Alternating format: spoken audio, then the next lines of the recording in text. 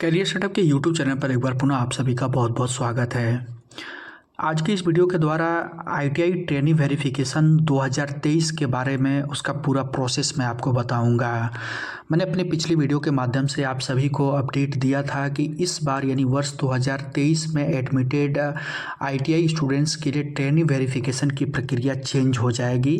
पहले के प्रोसेस में क्या होता था कि जो भी कैंडिडेट्स होते थे उनको टीआर नंबर प्रोवाइड किया जाता था और उस टीआर नंबर के द्वारा कैंडिडेट्स अपना प्रोफाइल डिटेल्स चेक करते हुए अपना वेरिफिकेशन की प्रक्रिया कंप्लीट करता था।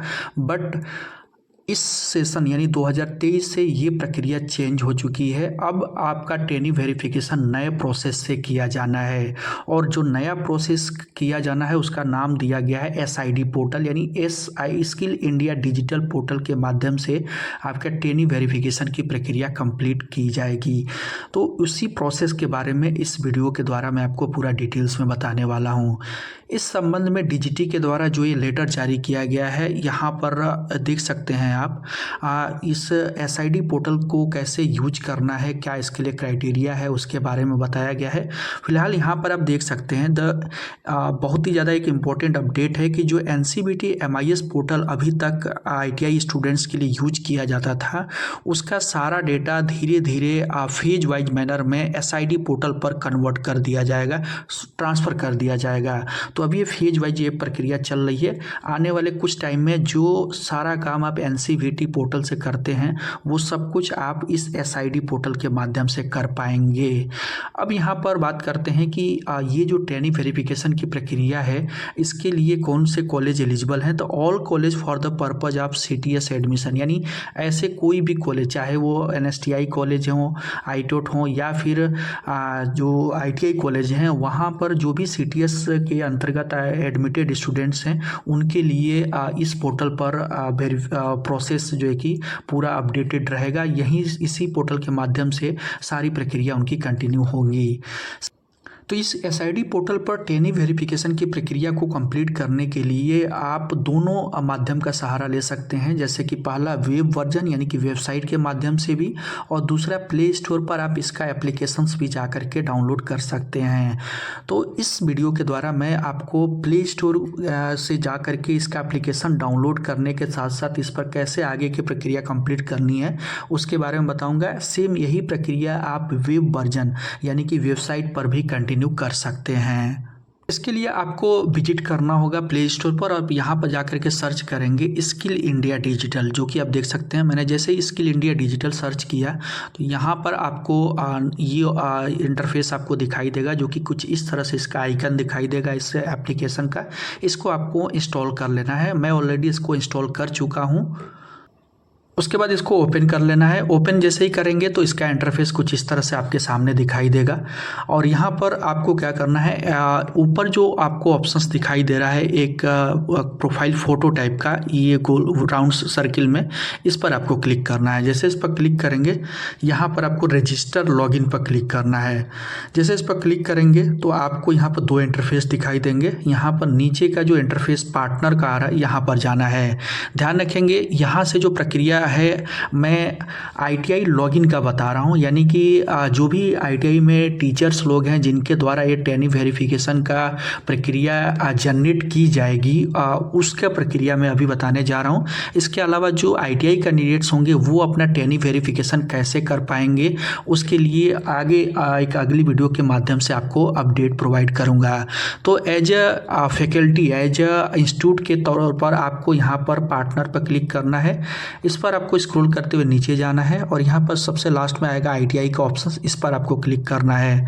यहाँ पर आपको अपना मोबाइल नंबर डालना है। मोबाइल नंबर आप कोई भी नहीं डाल सकते हैं, जो असाइन आपका मोबाइल नंबर होगा वही आपको एंटर करना। अब असाइन नंबर मोबाइल नंबर कौन सा होगा वो कैसे पता करेंगे, तो जो भी आपका एनसीवीटी का अप्रूवर वाली आईटी होती है, अप्रूवर, उसके साथ में जो लिंक होगा आपका मोबाइल नंबर, जो मोबाइल नंबर लिंक होगा इस एनसीवीटी के अप्रूवर वाली आईडी से, वही नंबर आपको यहाँ पर एंटर करना होगा। देन जैसे आप नंबर एंटर करेंगे आपको रजिस्टर लॉगिन पर क्लिक करना है। और रजिस्टर लॉगिन पर क्लिक करने के बाद यहाँ आपके पास पासकोड और लॉगिन करने का कोड तो होगा नहीं, तो आपको क्या करना है, फॉरगेट पासवर्ड पर क्लिक करना है। फॉरगेट पासवर्ड पर जैसे ही क्लिक करेंगे तो उस रजिस्टर्ड मोबाइल नंबर पर एक OTP भेजी जाएगी जो कि 6 डिजिट की होगी। उसको आपको एंटर करना होगा। 6 डिजिट का जो OTP होगा वो एंटर करेंगे तो फिर आपको अपना एक पासकोड बनाना होगा जो कि 4 डिजिट का रहेगा। 4 डिजिट का ये पासकोड जो कि लॉगिन कोड रहेगा वो आप बहुत ही सेफली उसको आप सेव करके रख लीजिएगा याद करके, क्योंकि उसी के द्वारा आप लॉगिन कर पाएंगे। अब उसके बाद जैसे ही आप लॉगिन करेंगे यानी लॉगिन करने के बाद आपका जो डैशबोर्ड होगा कुछ इस तरह से दिखाई देगा। यहाँ पर डेमो के तौर पर NSTI कॉलेज मुंबई का वुमेन कॉलेज का ये यहाँ पर आप देख सकते होंगे, कॉलेज का नाम आ रहा है। सेम इसी तरह से आपकी जो ITI होगी वो आपको दिखाई देगा। उसके बाद आपका ITI का जो NCVT कोड होगा वो आपको देखने को मिलेगा। अगर आपके ITI का 10 या 10 नंबर है तो आप यहाँ से KYC भी उसके द्वारा कंप्लीट कर सकते हैं। ओवरव्यू पर क्लिक करके ओवरव्यू चेकआउट कर सकते हैं। और यहाँ पर सबसे पहले जो आपका डैशबोर्ड खुलेगा वहाँ आपको समरी दिखाई देगी, जिसमें कि आपको यहाँ पर देखने को मिलेगा 24 ट्रेनी अपलोडेड, उसी तरह 14 टोटल ट्रेनी सेंड बैक का ऑप्शन आएगा। ये सेंड बैक क्या है ये मैं अभी आगे आपको क्लियर करता हूँ। फिर आप अगले इंटरफेस पर आप जाना है तो यहाँ पर नीचे के साइड देखिए ऑप्शन आ रहा है आपको ITI ट्रेनी डेटा अपलोडेड, तो आपको यहाँ पर क्लिक करना होगा। जैसे इस पर क्लिक करेंगे अगले इंटरफेस में आप पहुंचेंगे और यहाँ पर कुछ इस तरह से ITI ट्रेनिंग का डेटा आपको देखने को मिल जाएगा। अब यहाँ पर अपनी ज़रूरत के मुताबिक जिस तरह से आप चाहते हैं वैसे आप यहाँ पर फिल्टर पर क्लिक करके और ट्रेड, शिफ्ट या फिर यूनिट के हिसाब से फिल्टर कर सकते हैं। इसके अलावा जो ये फॉर्मेटिव कंडीशंस है जैसे कि DST टाइप का आप सर्च कर रहे हैं या फिर नॉन DST, इस तरह की जो भी कंडीशंस होगी इनका प्रयोग करते हुए आप अपनी अपने ज़रूरत के मुताबिक ट्रेनिंग को सर्च कर सकते हैं। और यहाँ पर असेंडिंग डिसेंडिंग ऑर्डर, अल्फ़ाबेटिकल या जिस तरह से आप करना चाहते हैं वो भी आप यहाँ से जो आपको एरो का बटन 2 दिखाई दे रहा है इनके द्वारा भी कर सकते हैं।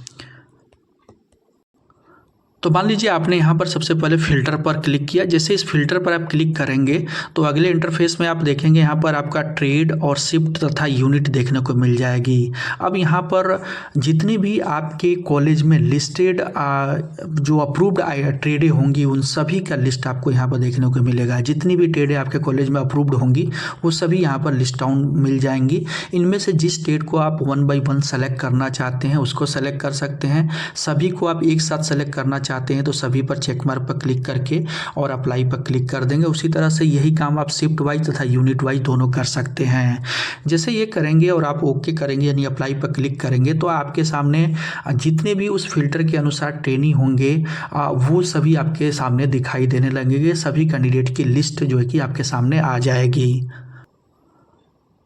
उसके बाद जो ट्रेनिंग वेरिफिकेशंस का प्रोसेस है वो कैसे इनिशिएट करना है, तो जो कैंडिडेट्स की लिस्ट आएगी वहाँ पर आपको एक ऑप्शंस मिलेगा लिंक को सेंड करने के लिए, सेंड इनविटेशंस लिंक, इस तरह से ऑप्शंस आएगा। तो वहाँ पर 1 बाय 1 करके या फिर पूरे ट्रेड का एक साथ आप लिंक भेजना चाहते हैं सभी कैंडिडेट्स को तो भेज सकते हैं या फिर 1 बाय 1 करके भी भेज सकते हैं।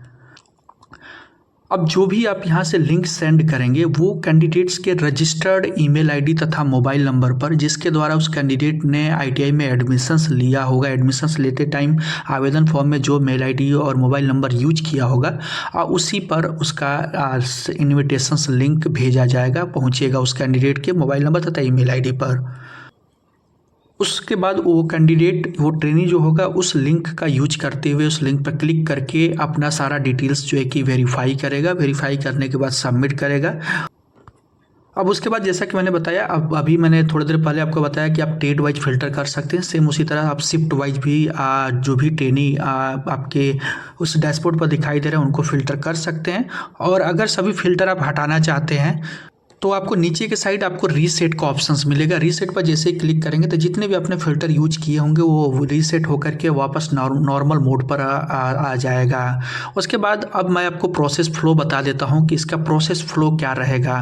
तो देखिए जब आप कैंडिडेट को इन्विटेशन लिंक सेंड करेंगे तो ये जो इन्विटेशन सेंड का ऑप्शन आपको यहाँ पर दिखाई दे रहा है ये ITI की तरफ से लिंक सेंड क्रिएट करने का ये इन्विटेशन लिंक सेंड करने का ऑप्शन यहाँ पर दिखाई दे रहा है। उसके बाद ये कैंडिडेट्स के लिए है रजिस्टर्ड और तथा ई-केवाईसी कंप्लीट करने का काम ये कैंडिडेट यानी ट्रेनी के द्वारा किया जाएगा।